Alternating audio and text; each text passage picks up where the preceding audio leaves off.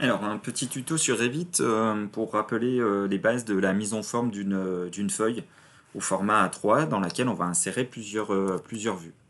Alors, vous avez ici l'exemple de ce que l'on veut faire. On a un format A3 avec un cartouche. On veut insérer une vue en plan, une coupe et une vue 3D sur ce même plan. Après, on pourra ajouter des annotations, rentrer dans le détail. Vous voyez que là, ce sont des plans un peu bruts qui correspondent à la phase 1 de notre projet. Alors cette feuille-là, je vais la supprimer parce que je vais la refaire. Et puis pour bien vous montrer les étapes, je vais également supprimer les plans intermédiaires que j'ai créés. Euh, voilà, supprimer tout ça pour vous remontrer comment je fais tout ça. Alors pour tout d'abord refaire la feuille. Ici dans feuille, je vais insérer une nouvelle feuille, donc un clic droit, nouvelle feuille.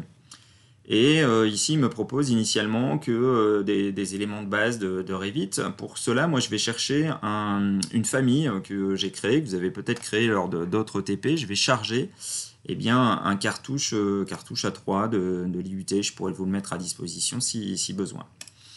J'ouvre cet élément et je vais créer une nouvelle feuille. Donc voilà la feuille qui est créée. Je pourrais compléter ces éléments-là par la suite. Pour le moment, ce n'est pas ce qui m'intéresse. Ensuite, pour créer mes différentes vues, il faut se rappeler que sur Revit, il accepte que l'on mette sur une présentation, sur une feuille, d'un plan, mais il n'accepte pas qu'on le mette deux fois. Et c'est peut-être aussi bien parce que du coup, on va créer des plans là, dans nos plans d'étage, des plans qui vont être uniquement destinés à l'impression.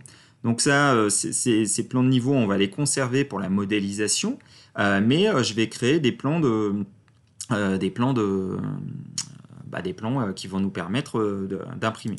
Alors, vu que je veux en faire des nouveaux, je vais le dupliquer, celui-ci, d'accord, et je vais le renommer, tout simplement, vue en plan, phase 1. On aura à la fin 10 vues en plan phase 2, ainsi de suite. Alors pour le moment, on est parti de ce plan-là. Là, il est à l'échelle 1 centième. On verra que l'échelle, c'est important de la définir ici, parce que quand je vais vouloir l'insérer sur ma feuille, eh bien, ça ne va pas forcément être tout de suite à la bonne échelle. Alors, on va justement le faire pour se rendre compte de ça. Si je viens sur ma feuille là, que je veux insérer la vue en plan sans avoir modifié l'échelle, eh bien, je la place ici. Et voilà, mon réservoir, ma maquette ne rentre pas sur la feuille. Du coup, je vais venir modifier l'échelle qui est là.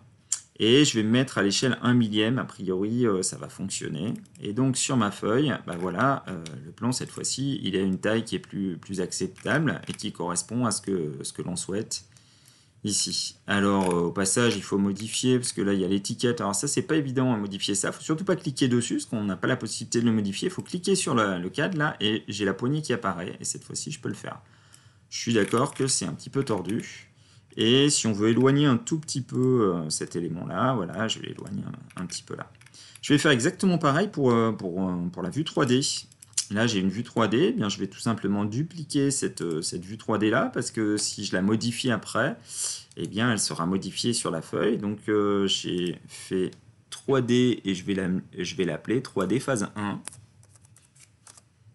Hop, ok. Et puis, je vais créer une coupe aussi. Alors, pour créer une coupe, ici, je me place sur ma vue en plan, justement. Et je vais créer une coupe comme ceci. Tac, voilà. Vous voyez que la coupe, elle va apparaître tout de suite là. Et je vais la nommer coupe phase 1. D'accord.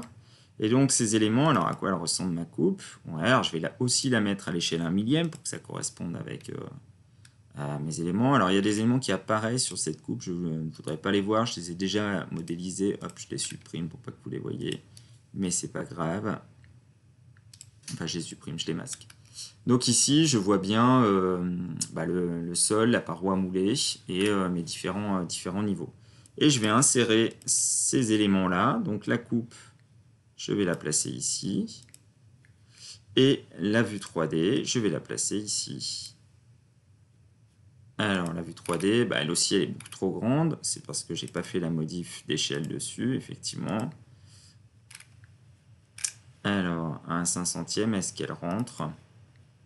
Oui, ça m'a l'air mieux. Hop. Alors Alors elle est soit on juge qu'elle est trop grande et du coup on met un millième, mais après c'est une histoire d'affichage. Bah, c'est vrai que ce sera peut-être judicieux qu'elle fasse la même dimension, qu'elle soit à la même échelle, même si sur une vue 3D, l'échelle, ça veut pas dire grand-chose. Voilà.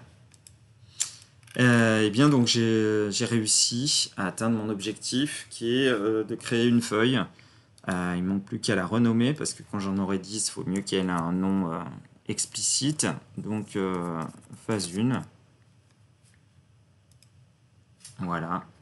Pour cette feuille-là. Je répéterai cette opération et bien autant de fois que j'ai deux phases. On verra par contre qu'il faudra paramétrer sur chacune des vues les histoires de phases. Mais là, c'est simplement pour faire la mise en forme.